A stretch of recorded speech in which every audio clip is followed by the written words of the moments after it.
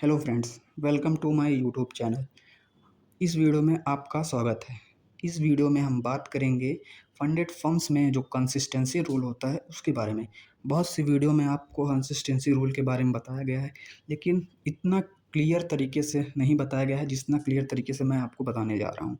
आपको एक normal language में ये समझ में आएगा जो मैं बताऊँगा। तो सबसे पहले ये जो मैंने फर्म खोला है ये है द फंडेड रूम, और इन्होंने जो कंसिस्टेंसी रूल लगाया है इंस्टेंट फंडेड अकाउंट में ही लगाया है। इन्होंने स्टेप 1 और स्टेप 2 में कोई कंसिस्टेंसी रूल नहीं लगाया, बट इन्होंने इंस्टेंट फंडिंग में कंसिस्टेंसी रूल लगाया है।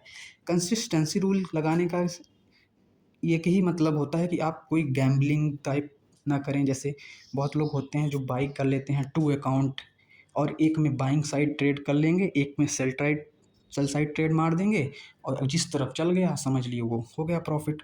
क्योंकि इसमें आपको एक थोड़ा ही पैसा दे के आप अकाउंट बाई करते हैं तो उतना निकालना रहता है। इसलिए ये रूल लगाया गया है कि आप जो टोटल प्रॉफिट करते हैं उस पे 15% से ज़्यादा कंसिस्टेंसी नहीं होनी चाहिए। मतलब आपको नॉर्मल भाषा में मैं समझाता हूँ, पहले पढ़ते हैं कि इन्होंने क्या लिखा है अपने रूल में।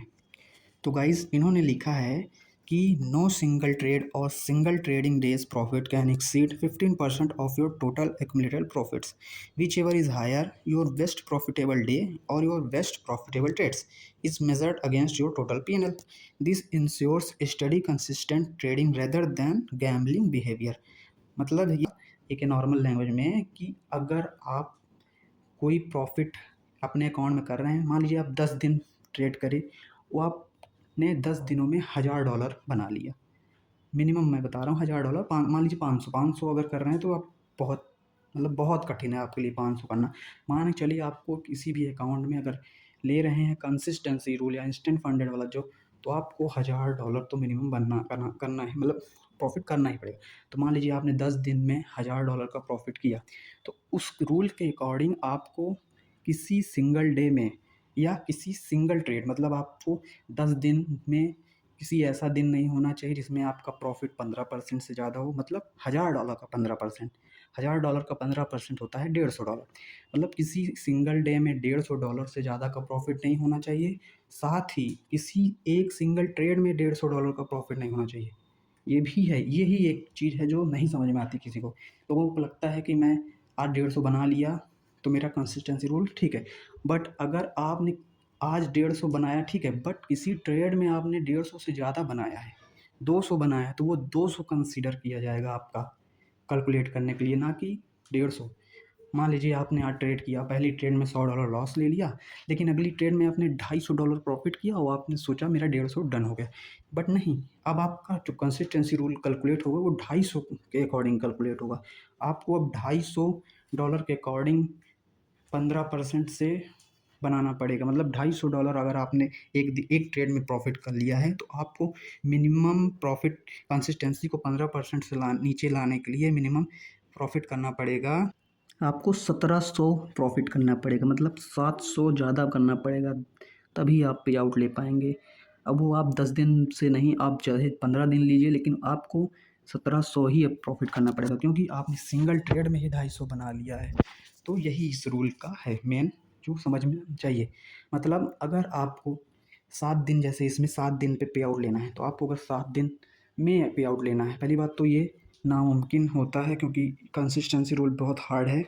इसीलिए लोगों को कहा जाता है कि आप स्टेप 1 या स्टेप 2 ही लीजिए, क्योंकि कंसिस्टेंसी रूल एक नॉर्मल ट्रेडर, एक नॉर्मल बिगिनर फॉलो ही नहीं कर पाएगा। एक जो प्रॉपर ट्रेडर है वही फॉलो कर पाता है, क्योंकि उसे मालूम है कि वो सिस्टम बेस्ड ट्रेडिंग करता है। तो कंसिस्टेंसी रूल आप सीधे सिंपल आप समझिए, अगर आपको 7 डेज़ में पे आउट लेना है तो आपको डेली $100 का प्रॉफिट करना पड़ेगा, क्योंकि आप $100 डेली करोगे तो 7 डेज़ में $700 का प्रॉफिट होगा, जो कि 15% के अंदर आता है। और आपको किसी ट्रेड में भी $100 से ज़्यादा प्रॉफिट नहीं करना, ये भी ध्यान देना है। और अगर मान लीजिए आपने $1000 का टारगेट रखा, आप मानिए 14 डेज़ में आपने किया, किसी दिन लॉस किसी दिन profit, but at the end आपने 14 डेज़ में $1000 बनाया। लेकिन आपको अगर चाहते हैं कि आपका कंसिस्टेंसी 15 के अंदर हो, तो आपको कोशिश ये करना है कि कोई भी आप किसी भी एक दिन 150 ज़्यादा ना प्रॉफिट करें। साथ ही कोई सिंगल ट्रेड में आप 150 से ज़्यादा प्रॉफिट ना करें। इसके लिए आपको ये करना है कि आप अपनी क्वांटिटी कम करिए और आप अपने प्रॉफिट टारगेट को डिवाइड करिए 2 पार्ट में या 3 पार्ट में। जैसे आपको $150 करना है तो आप 50-50 का टारगेट रखिए, 50-25 का एसएल रखिए, 50 का टारगेट रखिए। या आपको 75 करना है तो 30-40 का एसएल रखिए, 75 का टारगेट रखिए। दिन में 2-3 ट्रेड में आपके टारगेट अचीव हो जाएगा। और नहीं भी होता है तो आप बस इसमें एक चीज़ है, अगर आपका टारगेट नहीं अचीव हो रहा है, आप लॉस भी कर रहे हैं, लेकिन आप अगर फिर डेज़ आपको बढ़ाने पड़ेंगे क्योंकि आपको प्रॉफिट बढ़ाना है।